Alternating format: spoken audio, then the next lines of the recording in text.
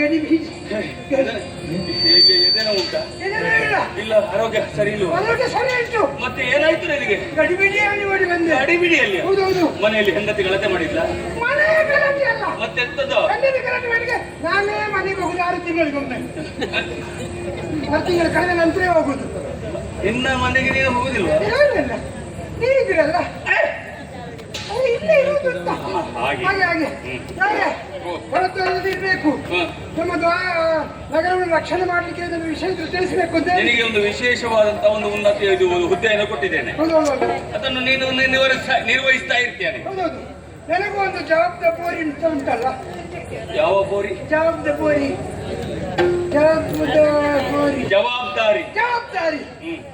ಉಂಟು.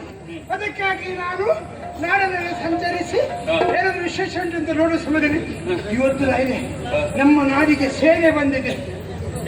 ಅದು ಬರ್ತಾ ಇರ್ತಾರೆ, ಹೋಗ್ತಾ ಇರ್ತಾರೆ.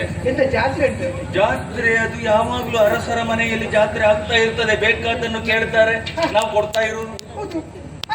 ಜಾತ್ರೆಗೆ ಬರುವವರಲ್ಲ, ಮತ್ತೆ ಸೇನೆ ಸೇನೆ ಸೇನೆ ಬರಲಿ ಬಂದಿದ್ದಾರೆ. ಅದಕ್ಕೆ ನಿನಗೇನು? ಸೇನೆ ನಮ್ಮ ಅದರಲ್ಲೊಂದು ಪೂಜಿಸಿ ಬಿಟ್ಟಂತ ಒಂದು ಕುದುರೆ ಉಂಟು. ನಾಯನೆ ಪೂಜಿಸಿ ಬಿಟ್ಟಂತ ಕುದುರೆ ಕುದುರೆ ಕುದುರೆ ಆಮೇಲೆ ಆಯುಧ ಪ್ರಾಣಿಗಳೆಲ್ಲ ಇದ್ದಾರೆ. ಎಂತದ ಆಯುಧ ಪ್ರಾಣಿಗಳು? ಆಯುಧ ಪ್ರಾಣಿಗಳೆಲ್ಲ ಇದ್ದಾರೆ. ರಥ ಉಂಟು, ಕುದುರೆಗಳು ಉಂಟು, ಎಲ್ಲ ಇದ್ದಾರೆ. ಅದರ ಒಂದು ವಿಶೇಷ ಉಂಟು. ಒಂದು ರಥದಲ್ಲಿ ಒಬ್ಬ ಕರಿಯ ಒಬ್ಬ. ನನಗೇನು ನಿಮ್ಮಲ್ಲ, ನಿಮ್ಮಲ್ಲಿ ಹೇಳುದು ಕರಿಯ ರಥವನ್ನು ಬಂದಿರುವಂತಹ ರಥದಲ್ಲಿ ಒಬ್ಬ ಕರಿಯ ಮುಂದಿನ ರಥ ಓಡಿಸುವ ಅದು ಇರ್ತಾರೋ. ಅದು ಒಂದು ರಥವನ್ನು ಓಡಿಸುವುದಕ್ಕೆ ಯಾರ್ಯಾರು ಎಲ್ಲೆಲ್ಲಿಯವರು ಸಾರಥಿಗಳು ಇರ್ತಾರೆ. ಅದು ಬಿಸಿಲಿಗೆ ಕಪ್ಪಿಟ್ಟು ಹೋಗಿದ್ದಾರೆ.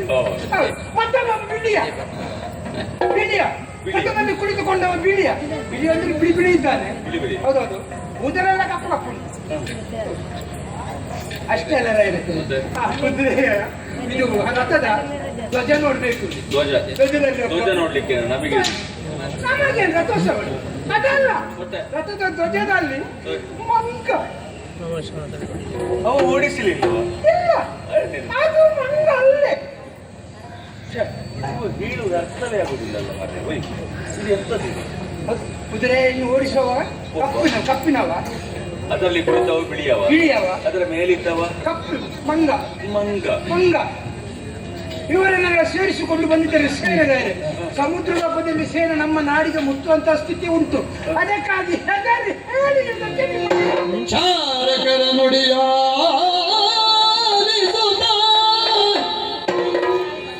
ನರನಾರಾಯಣರುಗಳೊಡನಿಗೆ ನರನಾರಾಯಣರುಗಳೊಡನೆ ಎನಗಿ ಭಾರಿ ಜಂಕವು ದೊರೆಯುವುದು.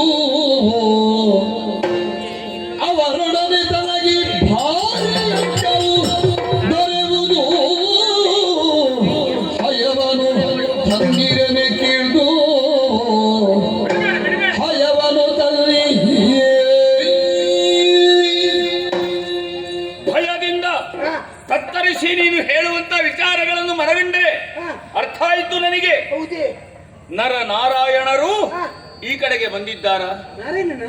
ನರನಾರಾಯಣ ಯಾರು ಅಂತ ನಿನಗೆ ಗೊತ್ತಾಗಲಿಕ್ಕಿಲ್ಲ. ನೀನು ಹೇಳುತ್ತಿರುವುದನ್ನು ನೋಡುವಾಗ ನನಗೆ ಅರ್ಥ ಆಯಿತು. ಬಂದದ್ದು ಕುದುರೆ ಅಲ್ವಾ? ಮೊದಲು ನೀವು ಕುದುರೆಯನ್ನು ಕಟ್ಟಬೇಕು. ಹೌದಾ? ಅದನ್ನು ಕೆಲಸ ಮಾಡು. ಓ, ಅರ್ಥ ಆಯಿತು. ನಾವು ಇಷ್ಟರವರೆಗೆ ಏನನ್ನು ಸಾಧಿಸಬೇಕು ಅಂತ ಹೇಳಿ ಸಂಕಲ್ಪವನ್ನು ಮಾಡಿ ಈವರೆಗೆ ಈ ರಾಜ್ಯದಲ್ಲಿ ನಾವು ಇದ್ದೇವೋ ಅದು ನಮ್ಮ ಕೈಗೂಡುವ ಒಂದು ಸಮಯ ಒದಗಿ ಬಂದಿದೆ. ನರನಾರಾಯಣನಲ್ಲಿ ಭಾರಿ ಅಂಕ. ಸರಿ, ಎಲ್ಲಿಗೆ ಮುಟ್ಟಬೇಕು ಅಲ್ಲಿಗೆ ಮುಟ್ಟಬೇಕು. ಅದಕ್ಕಾಗಿ ನಾವು ಪ್ರಯತ್ನ ಮಾಡುದಲ್ವಾ? ಮಿತ್ರ, ಹೋಗು, ನನ್ನ ಮಕ್ಕಳನ್ನು ಅಲ್ಲಿಗೆ.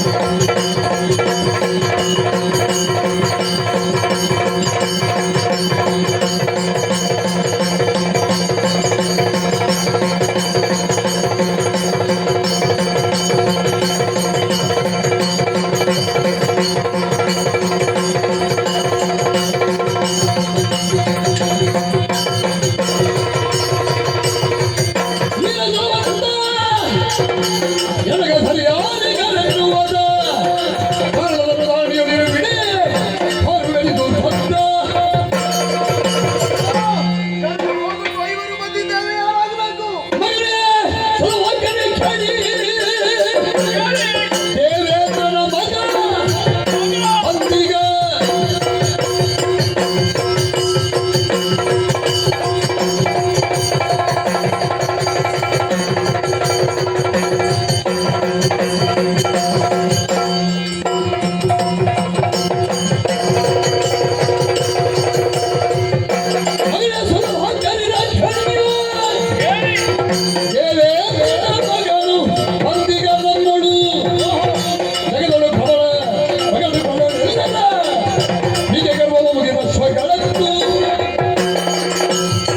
ಮಕ್ಕಳೇ, ನೀವೆಲ್ಲ ಕೇಳಬೇಕಾದಂತ ಒಂದು ವಿಚಾರ ಇದೆ. ದೇವೇಂದ್ರ ಕೂರ್ಣ ಅಂತ ಅರ್ಜುನನು ಈ ಕಡೆಗೆ ಬಂದಿದ್ದಾನೆ. ಧರ್ಮರಾಯನು ಅಶ್ವಮೇಧವನ್ನು ಕೈಗೊಂಡಿದ್ದಾನೆ. ಪೂಜಿಸಿ ಬಿಟ್ಟಂತಹ ತುರಗವು ನಮ್ಮ ಈ ರಾಜ್ಯವನ್ನು ಸೇರಿದೆ. ಇದನ್ನು ಕಟ್ಟಿ ಹಾಕಿದ್ದೇನೆ. ಯುದ್ಧವು ಸಂಭವಿಸಿದೆ. ಏನು ನಿಮ್ಮ ಅಭಿಪ್ರಾಯ?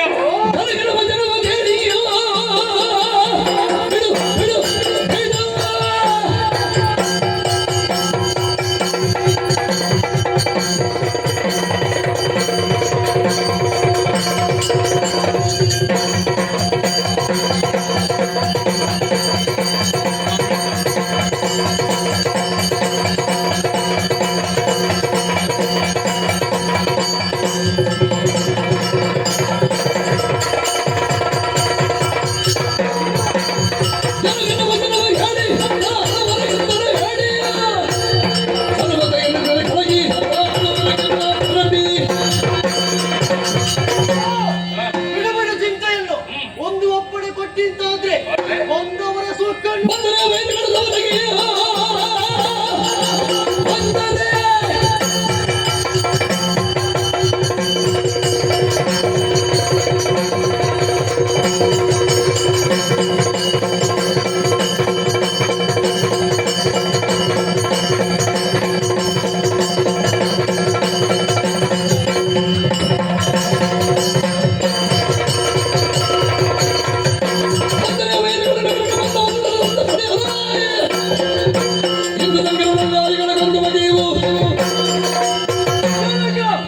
ನೀವಾಡುತ್ತ ಮಾತುಗಳನ್ನು ಕೇಳುವಾಗ ದೋಷಕ್ಕೆ ಬರ್ತಾ ಇದ್ದೆ.